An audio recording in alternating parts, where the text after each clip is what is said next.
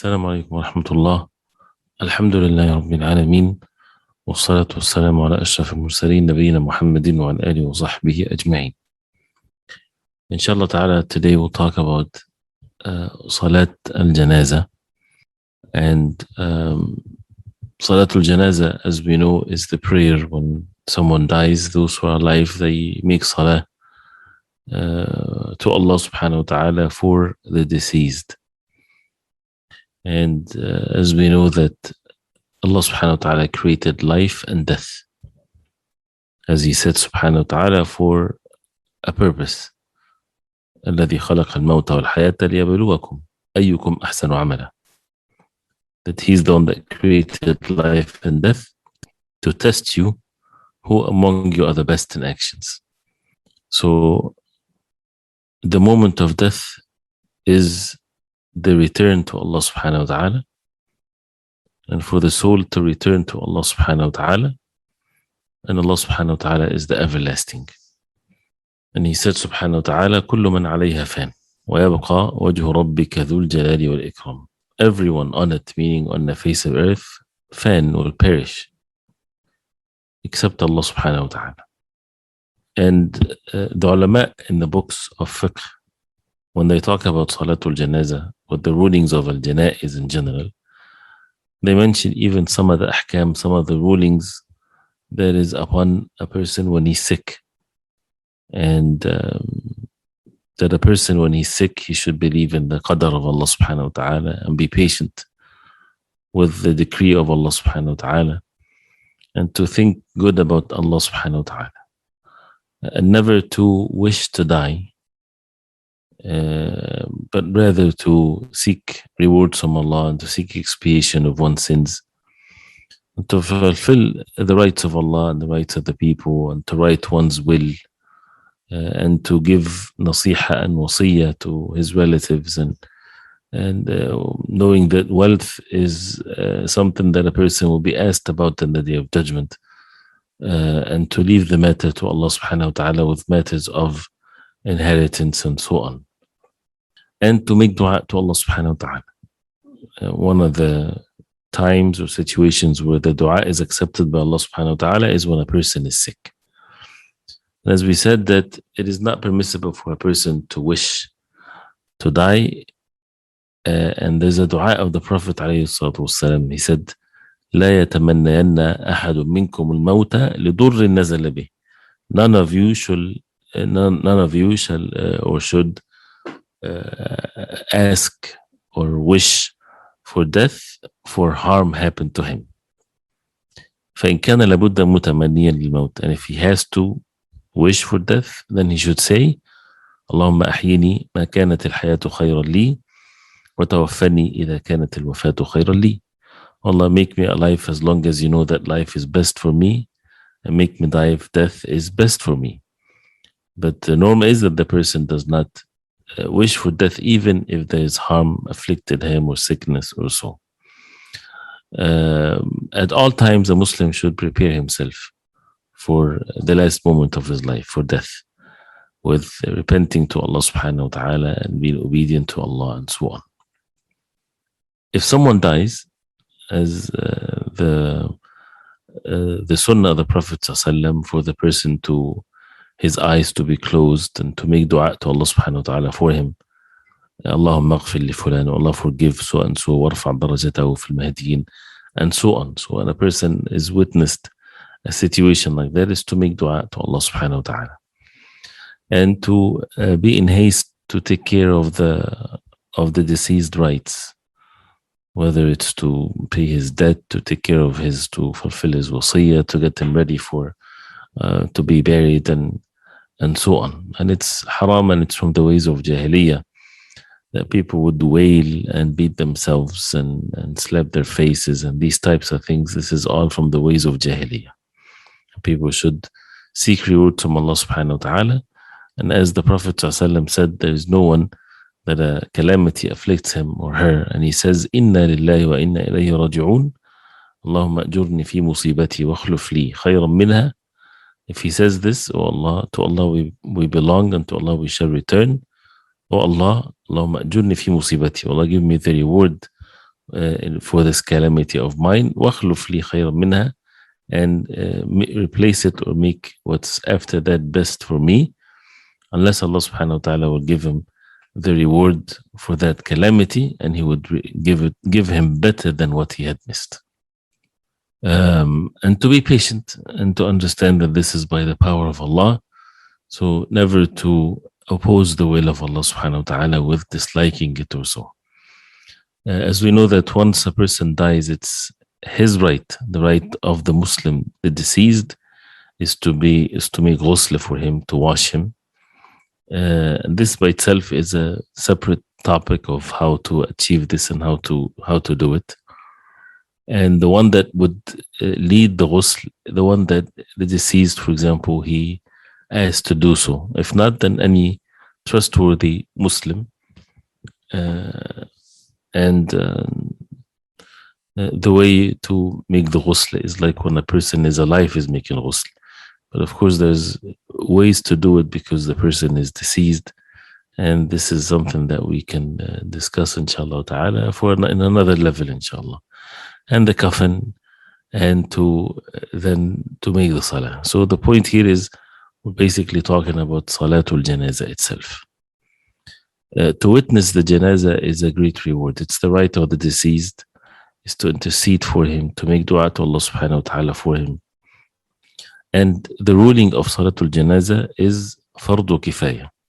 Fardu kifaya, that means if some pray Salatul Janazah, then the rest of the community or the rest of the Muslims are not sinful. But if no one prays Janazah on a Muslim, then the entire community becomes sinful. And there's a hadith of the Prophet ﷺ, and it's reported by Imam Muslim. ما من رجل مسلم يموت فيقوم على جنازته 40 رجلا لا يشركون بالله شيئا إلا شفعهم الله فيه. There is no Muslim man dies and 40 men would stand upon his janazah to make Salatul Janazah. لا يشركون بالله شيئا. These 40 men, they do not associate partners with Allah whatsoever unless they would intercede for him. So the Prophet ﷺ praised those who pray the janazah if they are among those who have the tawheed and they do not associate partners with Allah. Allah subhanahu wa ta'ala will make them intercede for him. And the way that the Salatul Janazah is that, of course, a person has to be in state of wudu, like any other salah, and to face the Qibla, and the Janazah, meaning the deceased, is between the Imam and the Qibla. And the Sunnah is that the Imam stand by the head of the man if the deceased is man, and then to stand by in the middle of the wife if the deceased is a woman, the middle of the woman if the deceased is a woman. And he makes 4 takbirat. And if someone does 5 takbirat or 6 takbirat or 7 or even 9, there's no harm, right? And even some might do more for Salatul Janazah, as some said, if it's not going to cause, people to be confused, especially if someone is righteous or so. After the first takbirah, and the takbirat, of course, is to raise the hands, like a person would raise them in the salah, where by his shoulders or by the ears. And then he would put the right on the left on the chest in the salah, like the normal, after the first takbirah. So he makes the first takbirah and to say A'udhu billahi minash shaitanir rajim, Bismillahir Rahmanir Rahim, and to recite Surah Al-Fatiha. And if there's still time, he can recite the surah afterwards, if he's the ma'mum. And then he makes another takbirah. As we know that Salatul Janazah, there's no ruku' and there's no sujood. So then he makes the second takbirah. And, there's difference of opinion whether to raise the hands or not. So it depends who you learn from or who you take this from. So we say we raise the hand. So you raise the hand, but we're making takbirat takbirat al-janazah. So after the first takbirah, you see Allahu Akbar and you do the second one. The Imam, he says it loud, and the Ma'mum doesn't say the takbir loud, but he raises his hands. And after the second takbirah is to make the salah on the Prophet alayhi salatu wassalam, like we say in the tashahhud, as-salatu al-ibrahimiyya, Allahumma salli ala Muhammad wa ala ali Muhammad, kama sallayta ala Ibrahim wa ala ali Ibrahim, innaka hamidun majid, Allahumma barik ala Muhammad wa ala ali Muhammad, kama barakta ala Ibrahim wa ala ali Ibrahim, innaka hamidun majid. And then the third takbirah, the same way, and then afterwards make dua to Allah subhanahu wa ta'ala with sincerity, especially with the dua that is came from the Prophet alayhi salatu wasalam. Like the dua, Allahumma aghfir li hayyina wa mayyitina wa shahidina wa ghaibina wa saghirina wa kabirina wa dhakarina wa unthana, which means, oh Allah, forgive those who are alive among us and those who are dead, and those who witness this and those who are away from it, and our young and our elder and our males and females. Allahumma man ahyaytahu minna fa ahyihi ala al-Islam. O Allah, the one that you allowed to live, then make him live upon al-Islam. Wa man tawaffaytahu minna fa tawaffahu ala al-Iman. And whoever you take his soul, then make him die on the state of al-Iman. Allahumma la tahrimna ajrah. O Allah, do not deprive us from his reward. وَلَا تُضِلَّنَا بَعْدَهُ. Do not lead us astray after him. And more, there are more dua that came from the Prophet ﷺ, basically asking Allah subhanahu wa ta'ala to forgive the deceased. And then after the fourth takbirah, making taslim, right? Either one taslim on the right side or two taslim, according to the majority of the ulama. And whoever misses any of the takbirat of the janazah, to make it up as if he is making up the salah. And it's from the sunnah to make multiple lines for the janazah. That's the way of the Prophet ﷺ. And one salah of al-janazah is sufficient if more than one is the salah is made upon, more than one deceased. And of course, the dua for the deceased, whether it's for a man or for a woman, accordingly, with the tense of saying the dua.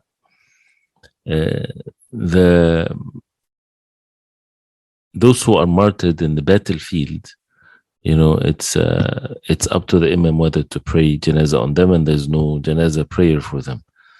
But other shuhada, as the Prophet ﷺ, when he said, "Ma ta'uduna ash-shahida fi ummati," who you consider as shaheed of my ummah, they said the one in the battlefield. He said then there are less or number, but then he said alayhi salatu wassalam, al-ghariq shaheed, the one that drowns is shaheed, is a martyr, the one that dies in a fire is a martyr, and so on. So they are, of course, to be washed and to be prayed and janazah on and so on.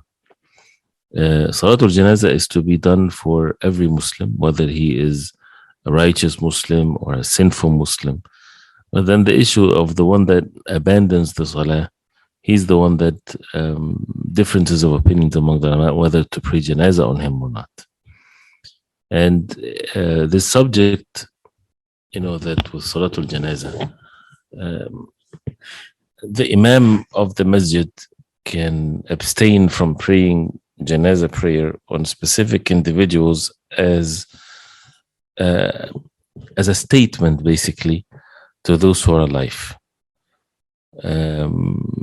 Say someone, for example, committed a crime, committed multiple crimes, evil person, spreaded so much evil, but he's a Muslim. The janazah prayer is to be prayed upon him.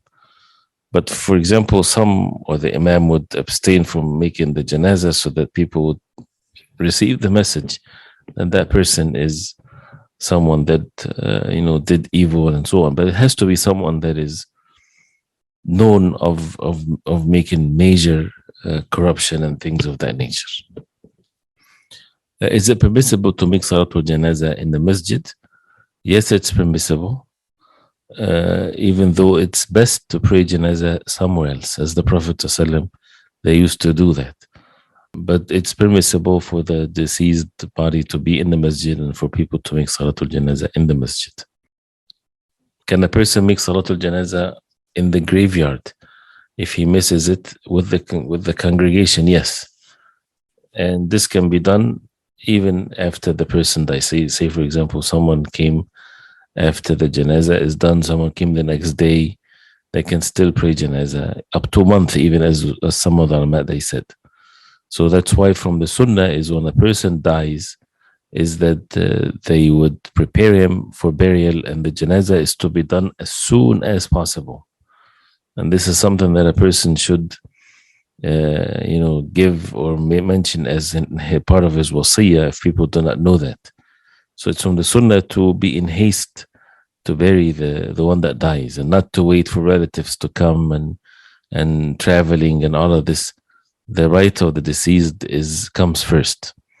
And if someone comes late after they already done the janazah and the burial, then he can go to the grave and make dua, make salatul janazah. And salatul ghaib, or to pray janazah upon someone when he's far away and you're not able to attend his janazah. First of all, it's recommended definitely if someone dies in a place or situation where nobody prayed janazah on him. As the Prophet ﷺ made salatul ghaib upon the Najashi, the king of Abyssinia, when he died, and he died as a Muslim. And also, if someone is well known to the Ummah that he died a scholar or so, people can make Salatul Janazah in multiple places. And also, as the ulama they say, if someone was not able to attend the Janazah of someone close by and so on, they can still make Salatul Ghaib for that person. Allahu Akbar. It's from the Sunnah to go fast on the Janazah, not to delay it and not to walk slowly, and to for the person to be buried in the grave and to make it deep enough so that no animals or so can dig the grave. It is not permissible to build the grave or to put cement or things like this. And if there's rules and regulations that people have to follow and there's no other choice, they should do the best they can. And if not, Allah subhanahu wa ta'ala does not put burden on them if it's beyond their capacity. It's permissible to do the burial whether it's during the day or during the night. And it's from the Sunnah to make the person lay on the right side facing the Qibla. And the lahd is better than the qabr. Al-qabr is the normal grave, a hole in the ground. And the lahd is when there's the people would dig down and then they go on inside of the earth from the bottom, and they would put the deceased and put on by his back bricks or so to cover him. And to say Bismillah wa ala millati Rasulullah when a person is taking the body, burying someone. It's from if people are in the graveyard with burials, and someone would advise the people, admonish them, it's a good thing, as the Prophet ﷺ did to the companions radiallahu anhum, but it's not a khutbah, but rather a reminder if people are, if the means are easy for such a thing.